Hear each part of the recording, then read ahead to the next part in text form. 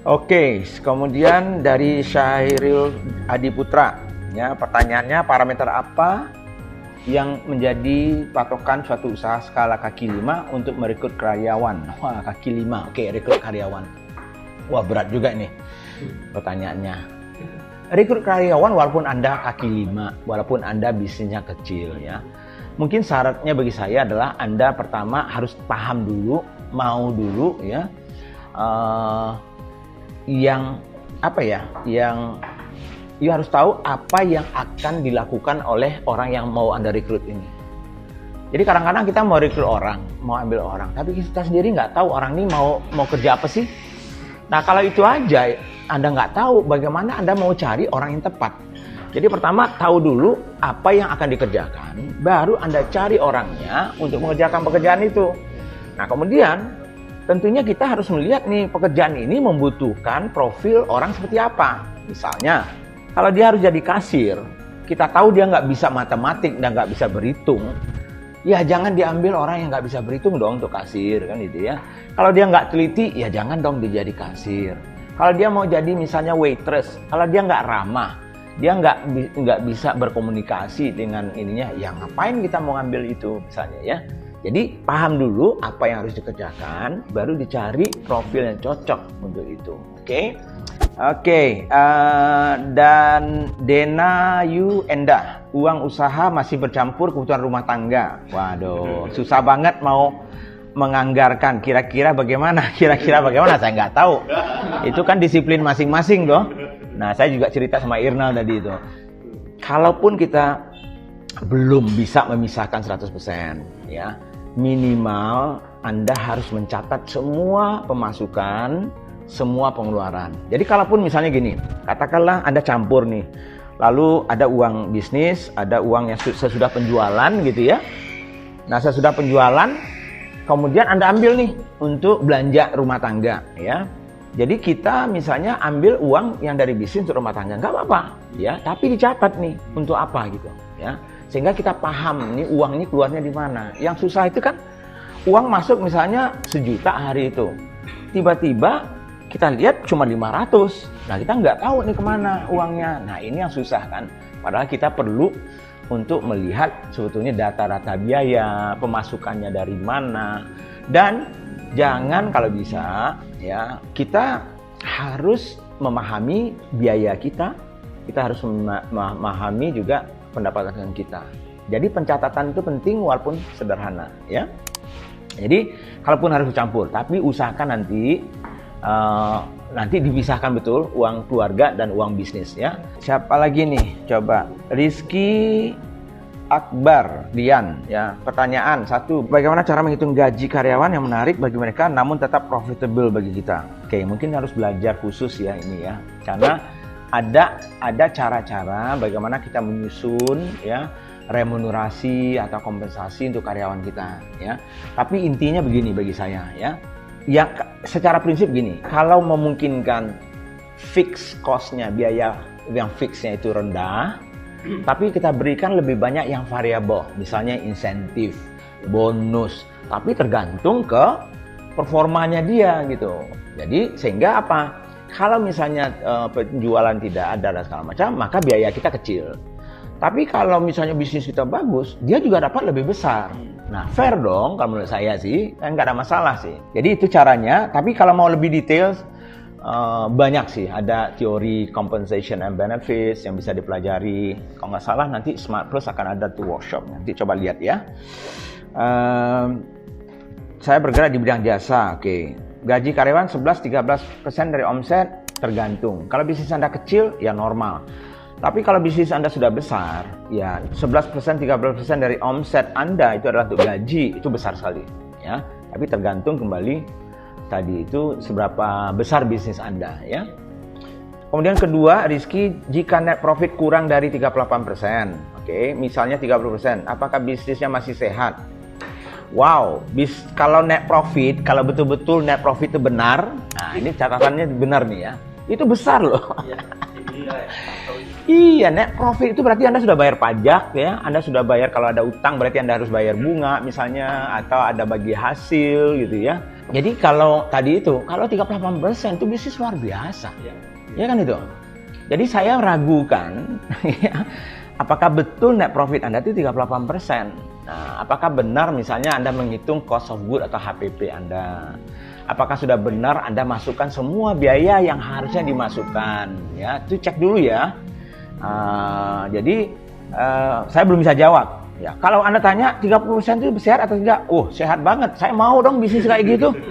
Nah, gitu ya. Ajarin saya.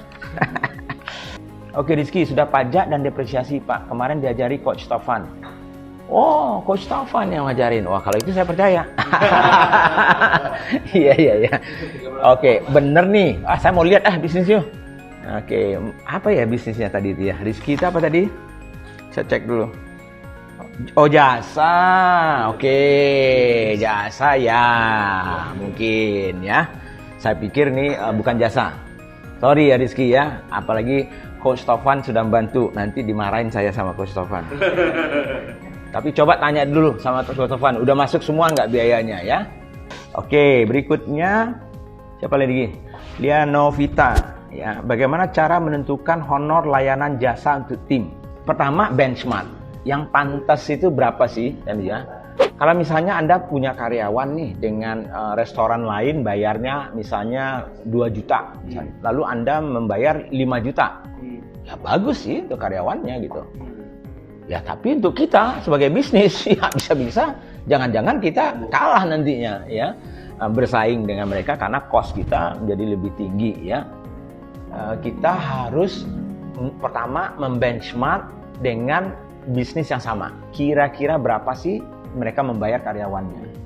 Yang kedua, sudah pasti kemampuan kita. Kalau nggak mampu, ya buat apa? Ya, sesuai dengan kemampuan kita. Nah, makanya cara yang paling baik bagi saya adalah kalau kita belum mampu ya membayar yang mahal-mahal, kita mungkin berikannya fixnya itu lebih kecil.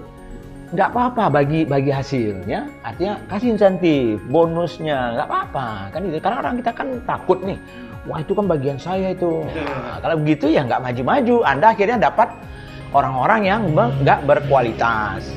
Ya, istilah saya itu you pay peanut, you get monkey. Nah, kan gitu ya. Jadi kalau Anda bayar kacang, yang Anda dapat monyet gitu ya. Jadi kalau saya ya mending bayar yang bagus, tapi tidak harus dalam bentuk fixed cost. Bagi hasil, profit sharing. Nah itu ya. Kenapa sih enggak? Kenapa nggak perlu? Jadi nggak perlu greedy ya. Apalagi nih, oke, Melanie Kusna ya. Tak penting mengeluarkan gaji besar ketika kita membutuhkan SDM yang kompeten. Gaji yang besar itu tergantung ya. Maksudnya gaji besar itu total kompensasinya sih bisa besar. Tapi komponen dari kompensasinya kan bisa yang fixnya kecil, tapi bonusnya, variabelnya besar. Sehingga secara total dia dapat besar. Ya nggak apa-apa. Kenapa tidak? Ya tadi itu saya bilang, you pay peanut, you get monkey. Nah kan gitu ya.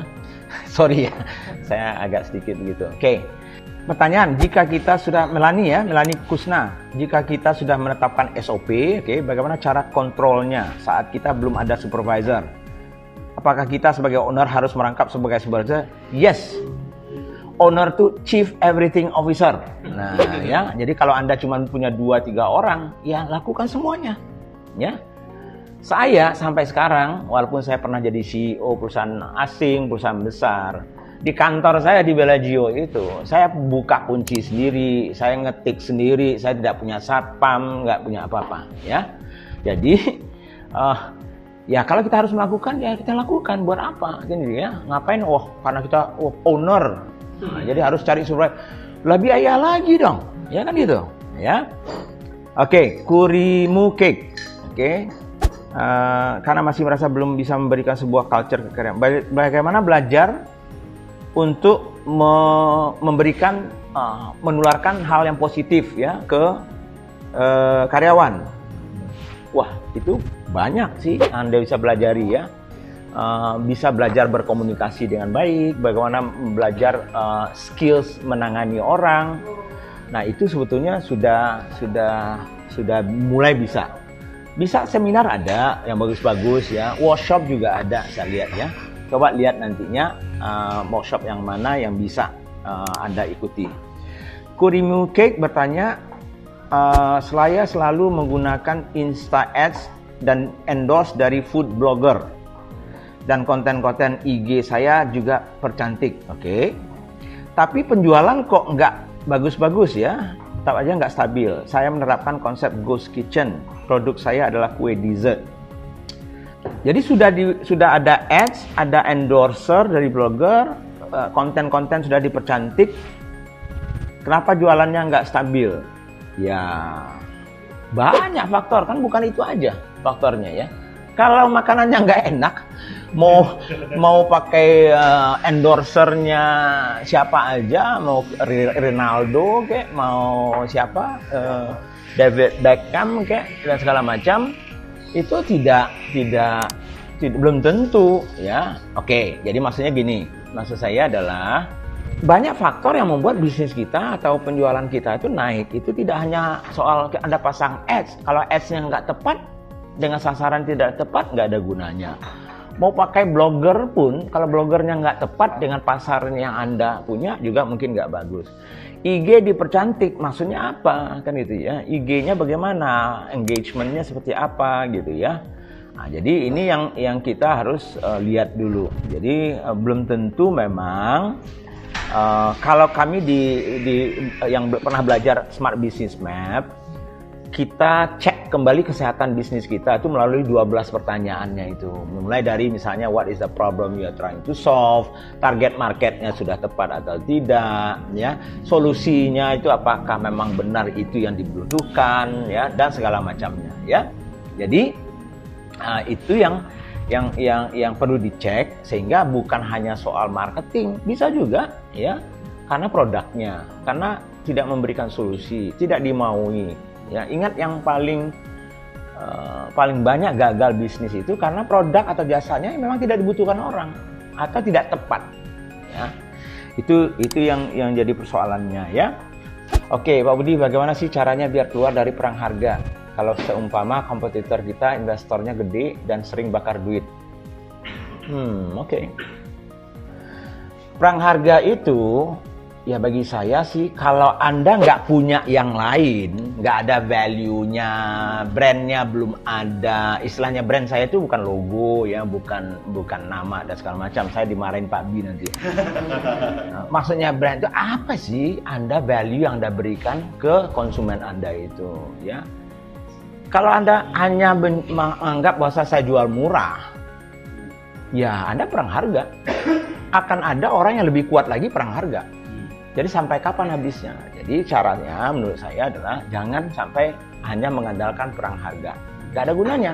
Jadi cari value yang tepat untuk konsumen yang tepat dengan solusi yang tepat, buat positioning produk yang tepat, ya. Kemudian tentunya ada elemen-elemen lain, termasuk elemen harga, ya, harga yang price value lah istilahnya. Jadi kalau value Anda itu dipersepsikan 100, kemudian Anda misalnya harganya 50, ya bagus, harusnya jualannya lebih baik. Tapi kalau kebalikannya, ya harga Anda 100, tapi begitu orang mencoba jasa Anda atau produk Anda, mereka mempersepsikan ini cuma 50 lah, maka orang tidak akan kembali. Ya, jadi itu makanya pernah nggak Anda merasakan ya, misalnya Anda beli sebuah produk, rasanya rugi ya, sialan nih. Ya kemahalan. Kemahalan itu bukan kemahalan sebetulnya. Kemahalan itu karena kita merasa ya produknya itu nggak seimbang dengan harganya. Itu yang kemahalan kan itu. Maksudnya kemahalan itu. Ferrari itu nggak kemahalan. Ya kan, untuk orang yang bisa beli Ferrari dengan mempersepsikan Ferrari itu sesuai dengan kebutuhannya misalnya ya. Oke. Buku yang bagus untuk manage karyawan. Oh, makanya tadi saya bilang bukunya salah satu belajar itu namanya One Minute Manager. Ya, itu buku klasik. Saya orangnya simpel-simpel aja, nggak usah buku yang sophisticated. Anda buku Einstein Anda baca nggak akan nambah sales Anda. Ya, jadi kita nggak perlu yang ruwet-ruwet. Ya, kita yang simpel-simpel aja. Oke, tadi ada lagi yang nanya. Oke, Eti, bagusnya bisnis itu cabang aja atau sistem kemitraan? Tergantung sih. Tergantung Anda siap untuk bermitra, monggo. Ya, kalau Anda mau kurang investasinya, berarti bermitra. Tapi bermitra harus siap. Ya, kalau nggak siap, jangan bermitra. Strategi marketing untuk awal berusaha. Panjang ceritanya. Ya, harusnya Anda ikut kelasnya Smart Business Map. 12 pertanyaan itu aja, pelajari dulu ya. Oke, bagaimana menurut Bapak tentang tren ghost kitchen, perubahan model bisnis kuliner? Apakah ini bubbling atau memang mengarah ke situ? Ghost kitchen itu kan sebuah channel ya menurut saya ya. Channel orang untuk membeli ya. Orang bisa ke restoran beli, bisa lewat delivery, bisa ya. Ya, delivery itu sebuah sistem bagaimana orang bisa membeli produk Anda. Jadi ghost kitchen itu ya trennya karena delivery ini ada. Kalau nggak ada delivery, nggak akan ada ghost kitchen. Menurut saya sih, kan itu ya. Ya karena perkembangan teknologi, perkembangan adanya delivery yang mudah, sehingga orang nggak perlu lagi tempat. Jadi sekarang ini sebetulnya adalah waktu yang paling tepat untuk teman-teman berbisnis. Karena banyak sekali yang dulunya hanya perusahaan-perusahaan besar bisa melakukan, sekarang perusahaan kecil apapun bisa melakukan, ya. Perkembangan bisnis marketplace di krisis ini bagaimana, Pak? Nah, tadi saya sudah cerita soal krisis, ya. Marketplace itu sebetulnya hanya market. Nah, kalau ada penjual, ada pembeli. Jadi, kalau penjualnya banyak, pembelinya sedikit, ya menurun dong, kan gitu. Nah, masalahnya adalah pembeli ini, ya, itu bagaimana kondisi ekonominya sekarang, ya. Kalau kita lihat dengan krisis tadi juga Mas Johan tadi itu tanya, kok virus corona ini mempengaruhi ekonomi nggak? Pengaruh, cukup banyak. Makanya tadi saya sudah kasih beberapa tips cara kita sebagai entrepreneur untuk jangan sampai negatif dampaknya ke kita, malah banyak juga teman-teman yang bisa tumbuh bisnisnya ya. Oke.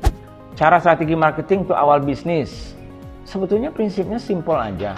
Anda buat jasa dan produk Anda itu sesuai yang dibutuhkan oleh target konsumen Anda itu dulu. Nah, memberikan solusinya nggak, memberikan value nggak ke mereka. Jadi itu dulu. Jadi validasi dari jasanya itu dulu. Nah kemudian tentunya Anda harus bangun dari situ. Tentunya Anda harus clear dulu. Tentunya target Anda siapa, value yang Anda tawarkan itu bagaimana, ya. Nah baru setelah itu kalau Anda mau awalnya tentunya Anda harus bangun awareness-nya, bagaimana produk itu dikenal orang, bisa lewat sosial media, bisa lewat macam-macam. Baru tentunya Anda harus orang mencoba trial itu ya. Kemudian mudah-mudahan dengan trial itu akhirnya yang kata Pak Bi biasanya itu adalah first bite itu menentukan misalnya ya. Atau orang memakai jasa Anda pertama itu, kalau gagal Anda memikat mereka di pertama itu tidak sesuai dengan harapan, ya mungkin akan susah juga Anda untuk mengangkat bisnisnya ya. Untuk KM yang pengen naik kelas, belajar apa dulu Pak? Wah banyak, tergantung persoalannya. Kan itu ya. Kalau saya sih yang basic yang kita ada di Smart Plus ada, di Pro Indonesia ada itu Smart Business Map. Ya kalau memang bisa belajar itu, alhamdulillah. Cari di kota-kota Anda ya. Sekali setahun ada ya. Teman-teman di sini ada lagi nggak pertanyaan nih? Nggak ada. Masalah cash flow tadi Pak. Cash flow, kenapa? Itu biasanya minimal berapa persen sih yang kita pegang dari cash flow berapa banyak yang kita pegang? Iya. Oke. Aja persenan dari apakah dari sales apa dari dari penjualan gitu. Minimal berapa sih kadang-kadang karena kebanyakan cash flow bingung juga. Iya, kebanyakan cash flow juga nggak bagus karena itu tidak berjalan bisnisnya. Tapi tidak ada cash flow, Anda bisa mati, ya. Jadi itu juga jangan. Nah, maksudnya patokannya berapa persen? Nggak ada, tergantung Anda. Ya, tergantung bisnis Anda. Kalau bisnis Anda itu misalnya Anda harus jualan misalnya di supermarket, lalu Anda membayar 1 bulan, 2 bulan. Wah, berarti Anda harus punya 3-4 bulan penjualan cash flow-nya. Jadi kalau jualan Anda 1 juta, berarti Anda punya 300-400 juta. Itu kira-kira ya. Oke. Prospek bisnis minuman seperti Haus dan lain gimana? Wah, ini Mas Gufron ditanya tuh. Ya. Saya rasa minuman itu pasti ada ya. Selagi manusia ini masih ada, masih lapar, masih minum ya. namanya makanan dan minuman itu pasti harus ada. Ya, cuman caranya mungkin berbeda, mungkin teknologinya berbeda, mungkin behavior dari konsumennya berbeda, ya. Nah, itu. Jadi apakah bisa bertahan jangka panjang atau musiman? Tergantung, kembali ke itu. Produk SGM apa banyak yang sistem penjualan titip jual? Enggak. Mana ada? Ya, enggak banyak kok. Nah, kesimpulan saya adalah sekarang ini semua teman-teman saya berharap hati-hati aja untuk ekspansi, hati-hati saja untuk mengeluarkan cash, ya, karena bisa saja mungkin krisis-krisis kecil akan keluar dan cash itu penting pada saat krisis. Ekspansi hati-hati betul, kalau tidak perlu jangan, ya. Cost Anda, ya, biaya-biaya coba cari efisiensi, ya. Biaya yang nice to have buang, nggak perlu. Tadi saya udah cerita nih, kalau Anda mau cat mobil Anda supaya kelihatan lebih baru, nggak usah. Nah, jangan cat mobilnya, ya. Gunakan duit 5 juta itu untuk misalnya promosi, marketing, tingkatkan penjualan misalnya, ya. Itu lebih penting. Kalau Anda mencari orang misalnya, ya, cari orang yang pas, ya. Kalau tidak, ya, yang tidak produktif jangan dipakai lagi, ya. Kemudian orang-orang yang masih mampu potensial Anda kembangkan, ya. Tadi itu, jadi investasi, efisiensi, ya. Kalau Anda mau meningkatkan penjualan, coba cari yang vertikalnya, jangan horizontalnya. Lebih murah, ya, itu untuk biaya Anda, ya. Oke, itu dulu, ya. Mudah-mudahan kalau tidak ada halangan, minggu depan kita bertemu lagi, ya. Ya, sampai jumpa, dan teman-teman yang hadir di sini kita bisa diskusi lagi nantinya. Nah, sehingga nanti kalau ada pertanyaan lagi, silakan kita diskusi lagi.